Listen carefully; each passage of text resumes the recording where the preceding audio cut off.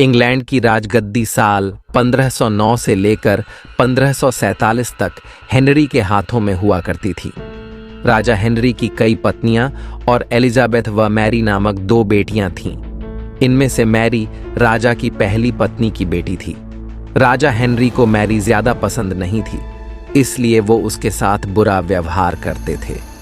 Mary महल के नौकरों के साथ महल का काम करती थी। अगर मैरी कुछ कह भी दे तो राजा उसकी कोई बात नहीं मानते थे। सन 1547 में जब राजा की मौत हो गई तो प्रजा की इच्छानुसार 16वीं शताब्दी के दौरान हेनरी की पहली बेटी मैरी को इंग्लैंड की राजगद्दी दे दी गई। वह इंग्लैंड की रानी बन गई। उस समय इंग्लैंड के हालात बहुत अच्छे नहीं थे। इंग्लैंड कैथोलिक और प्रोटेस्टेंट इन 2 धर्मों के बीच में बंट गया था। उस समय दोनों धर्मों के लोगों के बीच जंग छिड़ी हुई थी। रानी मैरी चाहती थीं कि पूरे इंग्लैंड में सिर्फ एक ही धर्म हो, लेकिन लोगों ने उसकी यह बात मानने से साफ इनकार कर दिया था। इससे नाराज होकर रानी ने उनकी बात न मनाने वालों को मौत की सजा दे दी थी। वह ऐसे लोगों को जिंदा भी जला देती थी जो रानी की बात नहीं मानते थे। रानी मैरी की इस क्रूरता की वजह से इंग्लैंड के लोग उससे नफरत करने लगे। ऐसा भी कहा जाने लगा कि रानी मैरी कुंवारी जवान लड़कियों के खून से नहाती थी। उसका मानना था कि उनके खून से नहाने से वह ज्यादा दिनों तक जवान रह सकती है। कुछ सालों बाद रानी मैरी ने शादी कर ली और कुछ समय बाद इंग्लैंड में एक खबर आई कि रानी मैरी गर्भवती हैं और जल्द ही उनके राज्य को उनका नया राजा भी मिल जाएगा।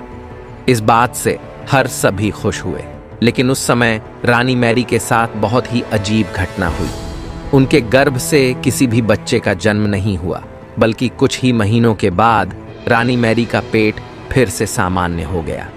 वहां के लोगों ने अपनी तंत्र विद्या से बताया कि रानी मैरी के गर्भ में कोई बच्चा नहीं, बल्कि एक भूत आकर निवास करता है। कुछ समय बाद फिर रानी मैरी के गर्भ में वही भूत आकर रहने लगा और वह फिर से गर्भवती हो गई।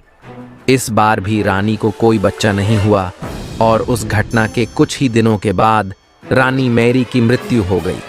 इसके बाद मैरी की छोटी बहन एलिजाबेथ को इंग्लैंड की राजगद्दी पर बैठाया गया और एलिजाबेथ इंग्लैंड की नई रानी बन गई। रानी मैरी की क्रूरता की वजह से इंग्लैंड को लोग उसे एक निर्दयी औरत मानते थे।